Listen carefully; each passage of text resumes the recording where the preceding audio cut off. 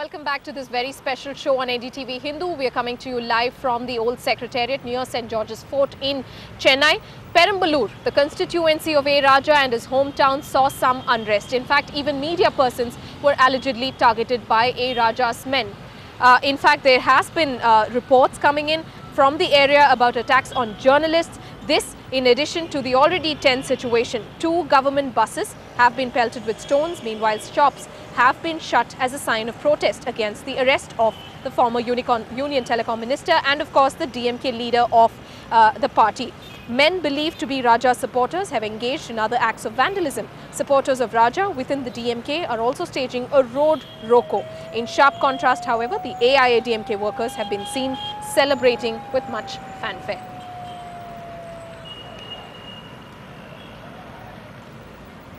Well, our reporters have been spread wide across, not just in Chennai, but also from the city. We just saw pictures from the state. We just saw pictures from Perambalur, which our colleague and Stringer from that area sent to us. Sam Daniel is at Poise Garden as we talk, who's trying to get a reaction from Ms. Jayalalitha on camera for us. Salim, my colleague, joins us right here from the old Secretariat. He's been in the city, also been to the Gopalapuram residence. Sam, first up, give us details about this kind of unrest we saw in Perambalur. Some journalists working with the television channels owned by the opposition parties were rubbed up allegedly by the supporters of A. Raja. Also, Radhika, as you said, several buses were pelted with stones. 2 buses were totally damaged. And secondly, the shopkeepers, they don't want any untoward incident to happen, and fearing violence, they have pulled down their shutters. And as you said, some people allegedly supporters of A. Raja, they staged a road roko, but now services were resumed on the Chennai-Perambalur highway. So, which means is safety back on the roads? Everything normal now, under control? The area is witnessing heavy police presence, whereas Perambalur town bus services came to a halt, Radhika. All right, Salim, very interestingly, in fact, let me also tell our viewers that it's been more than 5 hours since the arrest of A. Raja. However, the DMK party, including the Chief Minister, has so far not reacted officially to the arrest. No word whatsoever from the DMK chief or any of his party persons. We did try to establish contact with Mr. Selva Ganapathy, Mr. T.K. Zilagovan, Ms. Kanimuri, but no one actually has been communicado. Salim, you have been right across the street to the old Secretariat where the Chief Minister was here trying to distribute colour TVs to a few people who were gathered, some supporters of the DMK. What was his body language like? He, of course, evaded the media completely, and the media outnumbering the number of people who were gathered. Yeah, absolutely, Radhika. Around 80 journalists from various media were waiting to talk to the Chief Minister to ask him the question, because he once said that Mr. A. Raja will be sacked from the party if proven guilty. So journalists were waiting to ask him the question. When the Chief Minister came down, he didn't meet the journalist. So all the journalists, they started asking him questions, but he avoided them and he moved to the CM's chamber. And from the CM's chamber, now he is at the new Secretariat. Right. We must also tell you that the media here in Tamil Nadu is of course not going to let the CM have a peaceful sleep, because they have chased the CM right to his residence, and perhaps a group of media even waiting right outside Arivalyam. Thank you very much, Salim, for giving us those details. That was Salim, my colleague, who has been tracking the story along with us, who gave us details about how exactly the Chief Minister has been tight-lipped, and we will have to wait and watch whether the Chief Minister tomorrow during the meeting which the DMK has called for will actually make a statement about A. Raja's arrest, and whether there will be disciplinary action, whether there will be introspection, whether he will heed to the brothers' advice. MK Aragiri and MK Stalin, remember, have always been saying that the DMK needs to distance itself from A. Raja, and will that happen tomorrow at all, and will there be discussion on that, is something we will wait and get you minute by minute details of. While the Chief Minister may be evading the media, Ms. Jayalalitha, the opposition leader, is clearly making hay while the sun shines, and it's in fact party time at the AIA-DMK. There was celebrating and in fact bursting of crackers, almost as if it was Diwali. The main opposition party had campaigned widely against the 2G scam, and in fact today, after the entire arrest and the saga, there was celebrations right outside their headquarters.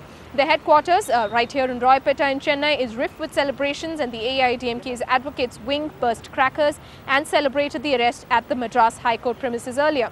But the AIA-DMK chief Jayalalitha has called the arrest of A. Raja at this late date a pure pressure tactic and theatrics. She also goes on to say that the Congress's attempt is to put pressure on the DMK just ahead of the polls to try and get a better deal on seat sharing ahead of the polls. In fact, Jayalalitha says, and I quote, "If Raja had nothing wrong to do, then why has he been arrested?" Unquote.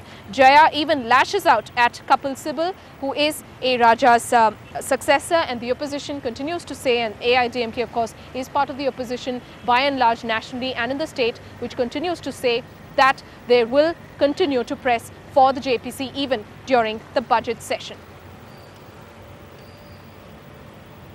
We can now go across to Ashmit Kumar. Ashmit, you've been contacting several political leaders. Tell us first up, what exactly do you think the opposition's agenda is going to be like during the budget session? Well, first up again, we have heard a lot of issues being brought up. Now, just yesterday, in fact, LK Advani brought up the issue of black money. Now, that in combination with the issue that was raised today post the arrest of A. Raja looks like a lethal combination, looks like a Molotov cocktail going ahead into the budget session. Now, on top of that, add to that the concerns of inflation being added, and it all looks like again like a battlefield, the budget session at this point. Again, we heard a lot of politicians come on Ndtv-Hindu and say that this effort by the Congress government here, by the CBI in fact, is again too little too late, and they are demanding greater action here. In fact, you mentioned Jayalalitha. She herself in her statement has said that she is again, she stands by her JPC demand, and that she will only feel vindicated once the government really initiates the JPC probe. And that is the similar voice coming in from even the right and the left here, the right and the left combining, both D. Raja and Sitaram Yechury saying that yes, they want to go ahead in terms of the JPC, reiterating that they want to go ahead with the Joint Parliamentary Committee. They see no other alternative to this. And similarly, Rajiv Pratap Rudy and Arun Jaitley from the BJP saying that again this is too little too late, and that we really need the JPC to take this investigation the next step forward to analyze the people involved in the broad spectrum of this 2G allocation scam that we have been talking about. And of course, very importantly, all these parties here have also pointed towards the culpability of the Prime Minister. So here they're advocating towards a possible investigation that could also involve the Prime Minister within its scope. So again, so we have inflation concerns, black money here, and now again the big explosive news today about A. Raja's arrest, and of course the repercussions will be there for everyone to see in the budget session.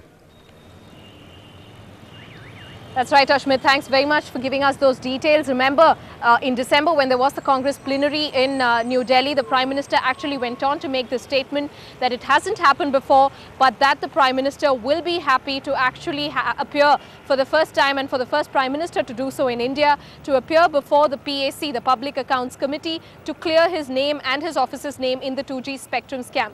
Will India actually see the Prime Minister making his appearance to the PAC? That will be history, that will be embarrassment, but it also perhaps talks of transparency from the Prime Minister to try and see to clear his name off from this entire 2G spectrum scam. Ashmit, stay on with us because we need to tell our viewers what exactly this whole fuss on the 2G spectrum scam is about, whether this investigation will lead to the money trail, and what exactly is the 2G spectrum scam. More on that after a little break.